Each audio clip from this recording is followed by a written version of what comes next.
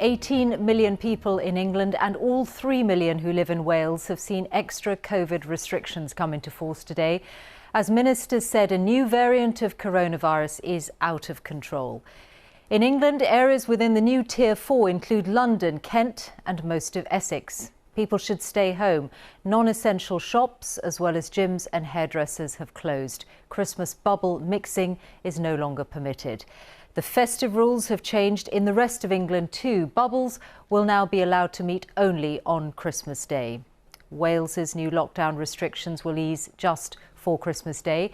Scotland will also allow bubbles only on the 25th, and the mainland will then go into the highest level of restrictions from Boxing Day. That is also when Northern Ireland begins its previously announced new lockdown.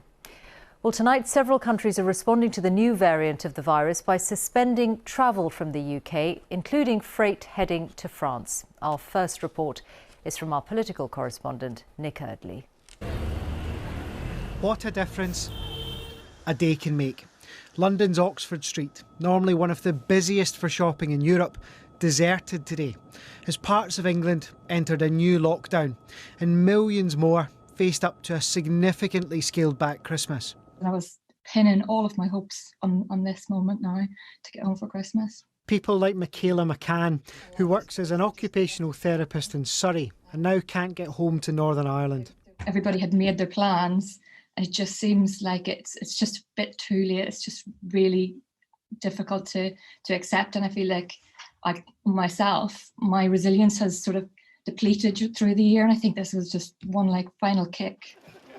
The government said it was forced to act because of a new variant of the virus that's thought to spread much quicker. The new variant is out of control and we need to bring it under control, and this news about the new variant has been an incredibly difficult end to, frankly, an awful year. Wales entered lockdown again at midnight. In Scotland and Northern Ireland, new restrictions are coming just after Christmas. And new Tier 4 restrictions mean in London, the South East and the East of England, people are being urged to stay at home. We don't know how long these measures are going to be in place.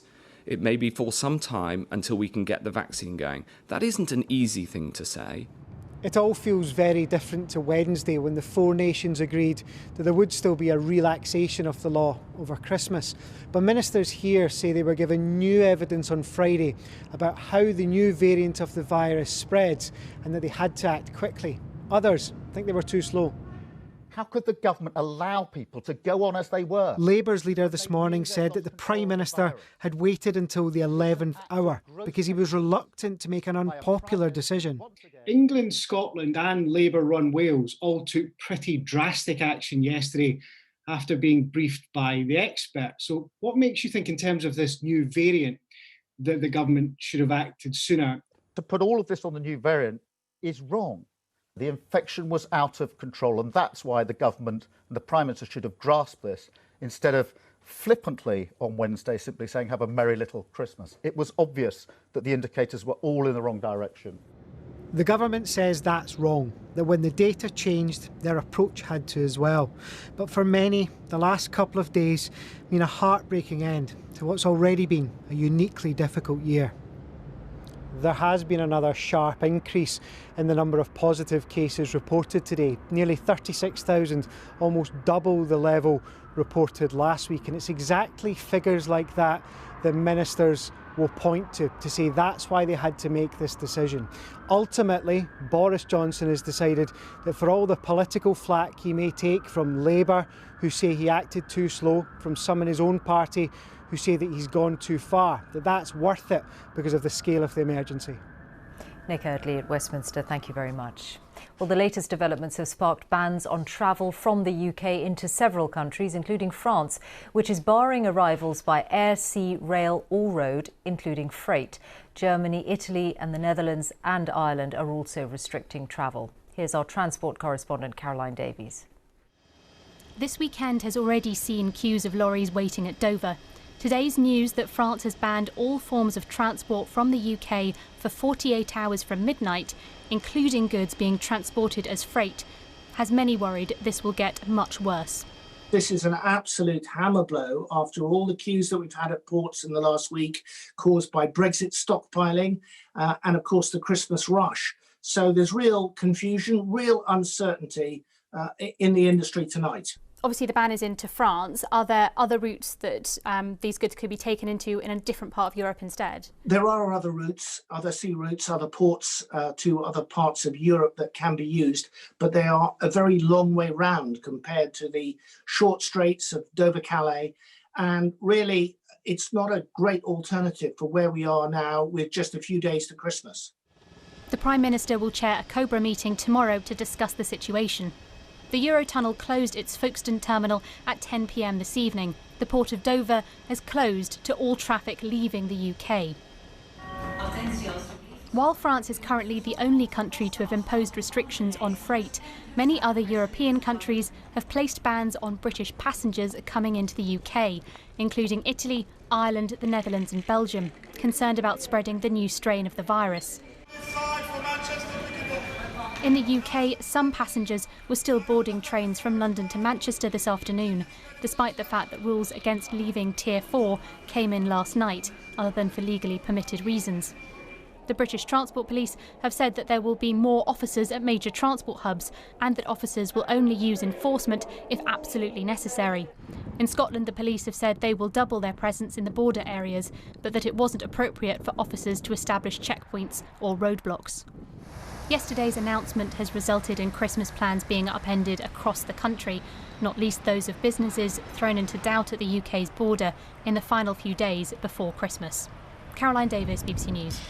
Well, the French action has caused the port of Dover and also Folkestone to be closing to outgoing traffic from now for the next 48 hours. Our business editor, Simon Jack, is here with me in the studio. How much of an impact is this going to have, Simon? Well, potentially very serious. There was already disruption at the ports. The government are taking it seriously. Tonight there will be meetings with the Department for Transport, the Foreign Office and the Home Office. And tomorrow morning, the Prime Minister will chair a meeting of the Cobra group to assess the situation. As for business, we're getting a lot of different reaction. Hauliers are telling me that although inbound traffic is still, inbound freight can still come in, if they can't get out again for 48 hours, many will think twice about coming in. The Food and Drink Federation says this has the potential to cause serious disruption to UK Christmas fresh food supplies. However, the British Retail Consortium, which represents the supermarkets, has a more measured tone. They're saying retailers have stocked up on goods ahead of Christmas, which should prevent immediate problems. Warehouses are bulging with food at this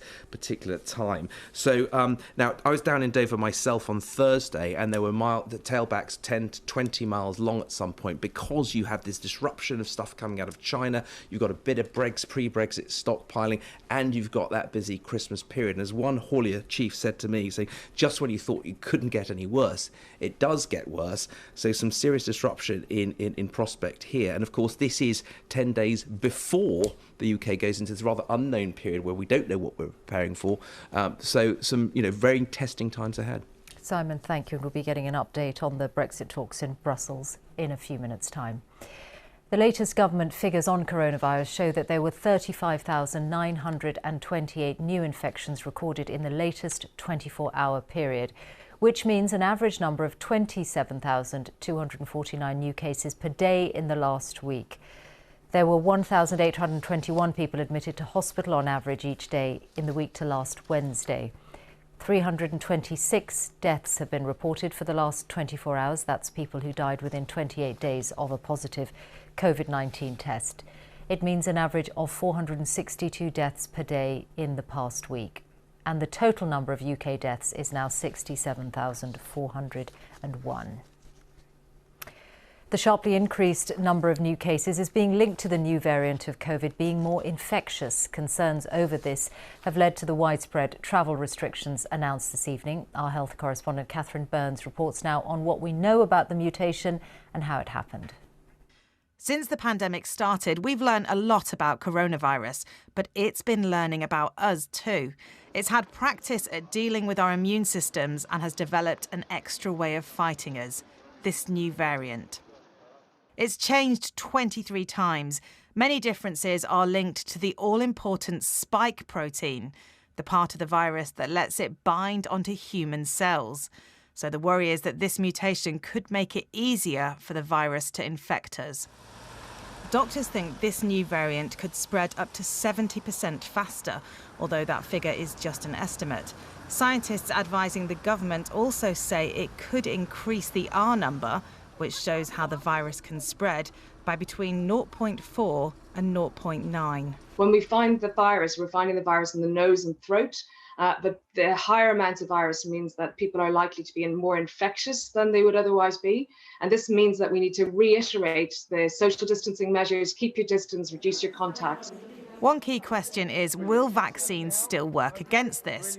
Well, the vaccine trains our immune systems to recognise and react to the spike protein in the virus, and it has changed. But we're talking about tweaks rather than huge differences.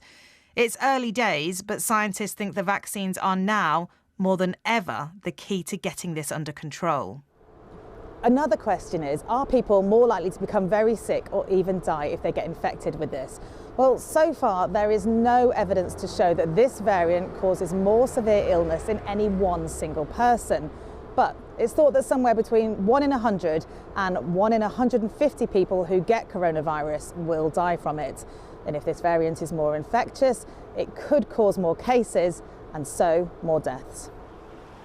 We've already seen ambulances queuing outside of hospitals and some trusts cancelling routine surgery as they struggle to cope with the pandemic and winter pressures. Now, this too. We're 11,000 beds fewer than we were last year because of infection control. And of the remaining beds, 16,000 of them are occupied by COVID patients. That's 2,000 more than 8 days ago. So what chief executives are saying to us is it's going to be a nail-biting week to 10 days for them whilst they see whether these new measures will have the desired impact. Until enough of us have been vaccinated, the best way to stop this virus spreading is to stick to social distancing, wear our masks, wash our hands, and to cut contact with other people. Catherine Burns, BBC News.